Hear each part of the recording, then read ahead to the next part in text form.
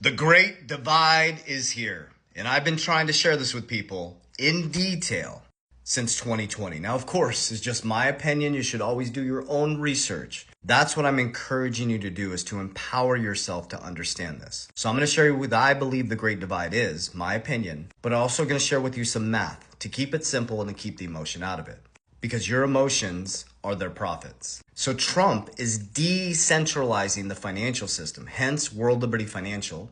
He has USD1, the fastest growing stablecoin in history, through World Liberty Financial. World Liberty Financial is their token connected to their DeFi, decentralized finance platform, where you're in the driver's seat, you have the governance, and you actually run the bank.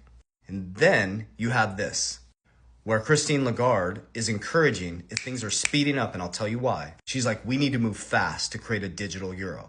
Well, I showed you guys how Russia confirmed exactly what I've been saying, how America is creating a stable coin, balancing out the US monetary system through stable coins. USD1, Trump stablecoin, the fastest growing stablecoin.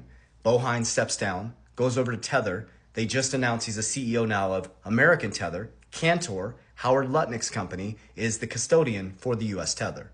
Well, why is that important? Because stablecoins use what? US Treasuries, short-term bonds to balance out the markets. That not only stabilizes US market, but also makes bonds very, very, very attractive. Now you have the great divide in between left and right politically. You have the great divide financially between decentralization and centralization. You have the great divide spiritually happening right now. So here's, from the financial perspective, how I've managed this. I take the emotion completely out of it on the financial space. I heard an awesome video on Instagram where a guy did this speech, and he said, if a $20 was sitting on the table, please listen to this all the way through. Let me ask you a question. Does a $20 give a flying shit about you? Does it have emotion? No. Does it even know it's $20? No. It's just a piece of paper sitting on a table.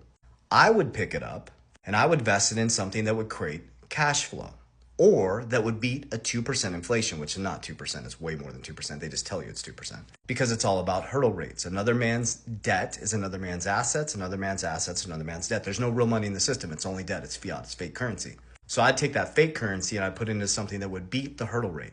That's the math I'm going to give you in just a moment. Another person will pick up that $20 and they might go to a strip club. They might buy alcohol. They might buy drugs with it.